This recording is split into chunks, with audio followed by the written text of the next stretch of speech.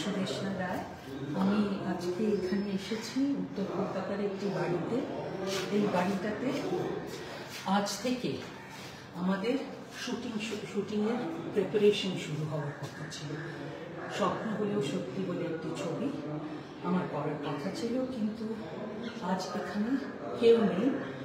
আমি এসেছি, বাড়িতে কথা দিয়েছিলাম বলে তাদের সঙ্গে দেখা করতে এসেছি, কিন্তু যেটা হয়েছে সমস্যা সেটা হচ্ছে যে আমার কাজে আমি বাধাপ্রাপ্ত হয়েছি।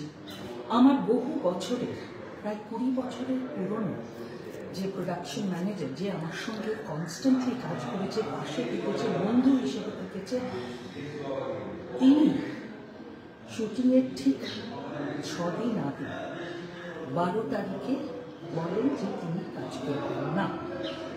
এবং তারপরে আমি নানানভাবে চিঠি দিই ওর গিল্ডে যে এটা কী করে উনি করলেন, উনি আমার সঙ্গে এতদিন কাজ করেছেন, এত কিছু করেছেন, তারপরে উনি এটা কী করে করলেন। আর ঠিক এরপরেই যেটা হলো যে আমরা 1 মাস ধরে যে প্রি প্রোডাকশন করেছি, যে কাজ করেছি, যে টিম গড়ে তুলেছিলাম, সেই টিমের প্রোডাকশন কন্ট্রোলার ও ম্যানেজার চলে গেল।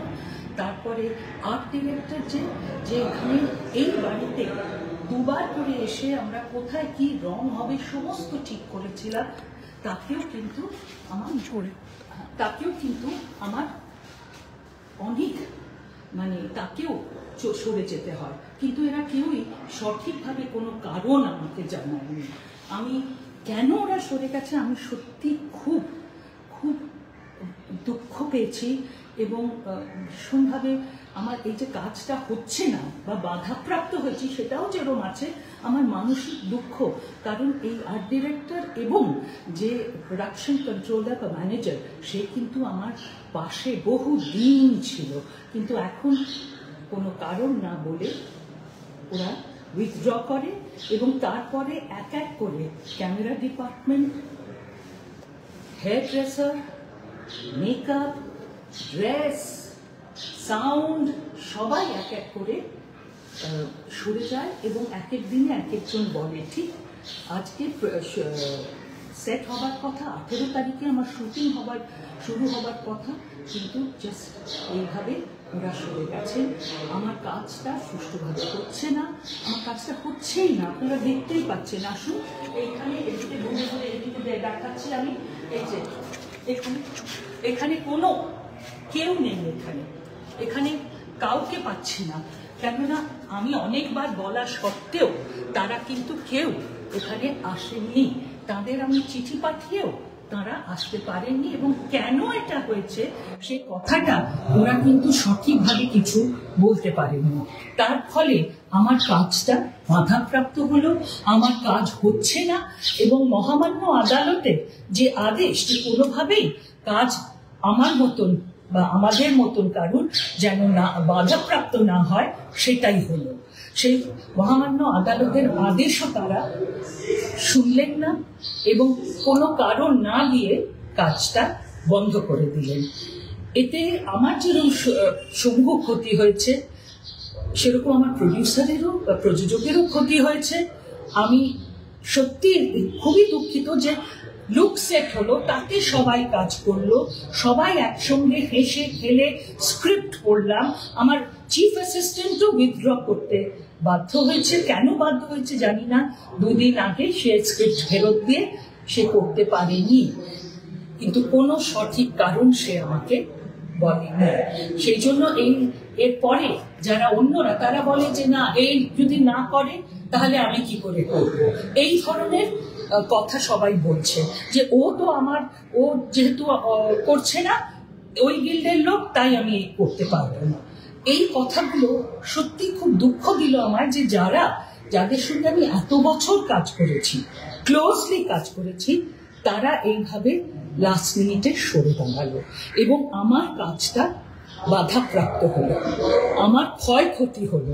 তা সত্ত্বেও আমি অনেকবার তাদের রিকোয়েস্ট করেছি, চিঠি লিখে পাঠিয়েছি, তাদের গিল্ডে চিঠি দিয়েছি, আমার ফেডারেশনে চিঠি দিয়েছি, যে এইভাবে সবাই এক এক করে চলে যাওয়াটা সম্ভব না কোনো স্পেসিফিক কারণ না দিয়ে। এটা কেন হলো এই কথাও জিজ্ঞেস করেছি, খুবই দুঃখিত হয়েছি, কারণ আমি ভেবেছিলাম যে মহামান্য আদালত যে আদেশ দিয়েছেন যে কারুর কাজ বাধাপ্রাপ্ত হবে না, সেটা কিন্তু হলো। এবং এটা আগে ওরা বলেনি, ওরা কিন্তু আমার সঙ্গে কাজ করে গেছে গত 1 মাস ধরে। তারপর আজকে হঠাৎ 6 দিন আগে, 5 দিন আগে, 4 দিন আগে, 3 দিন আগে এইভাবে এক এক করে লোকে বেরিয়ে যায়। এটা আমার পক্ষে খুবই দুঃখজনক, বোথ মেন্টালি এবং ফিজিক্যালি। আমি জানি না আমি কি করব। এখানে আপনারা দেখতেই পাচ্ছেন এই বাড়িতে আজকে আমার খুব আনন্দের দিন হওয়া উচিত ছিল, কারণ আজকে আমার এখানে সেট তৈরি বা দেওয়ালে রং করা, ডেকোর করা, এইসবের কাজ করার কথা, কিন্তু সেটা হয়নি, হচ্ছে না। এবং আমি এখানে দাঁড়িয়ে একা একা এই দেওয়ালের সঙ্গে বা আপনাদের সঙ্গে কথা বলছি। সত্যি আমি খুব খুব মর্মাহত হয়েছি। আশা করব যে এর একটা কিছু বিহিত হবে, এইভাবে আমার মতন যেন আর কারুর কাজ এইভাবে বন্ধ না হয়ে যায়। আমরা কি করব আমরা জানি না।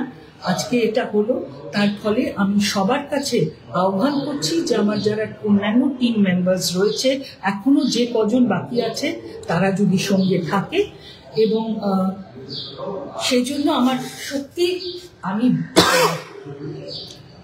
আমি কথা বলতে পারছি না। ইউজুয়ালি আমাকে সবাই জানে যে আমি ভীষণ কথা বলি, কিন্তু সেই জায়গায় আমাকে লোকে কনফিডেন্ট মনে করে, কিন্তু সেই জায়গায় আমি খুব আঘাতপ্রাপ্ত হয়েছি যে আমার কাছের লোকেরা কোনো কারণ না দিয়ে তারা কেন বেরিয়ে গেল, যদিও এই এবং বাধা সৃষ্টি করলো আমার কাজটাকে ভেস্তে দিল। আমি এই কথাটা আপনাদের সঙ্গে শেয়ার করছি, কারণ শেয়ার করলে হয়তোবা আপনারা বুঝতে পারবেন যে আমরা কিরকম একটা কষ্টের মধ্যে দিয়ে যাচ্ছি। এবং আমরা আমি তো অবশ্যই বলবো যে আমি গত জুলাই মাস থেকে নানানভাবে নানান নিয়ম কানুন নিয়ে অনেকবার আমাদের কথাবার্তা হয়েছে, কিন্তু বিভিন্ন জায়গায় আমরা আবেদন করেছি, আপনারা জানেন এটা অনেকবার বেরিয়েছে নানান জায়গায়, কিন্তু কোনো বিহিত হয়নি।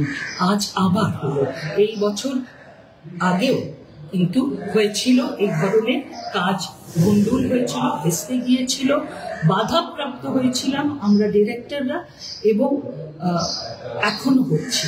আজকে আমার হয়েছে, আমি আপনাদের সঙ্গে সেটাই শেয়ার করলাম।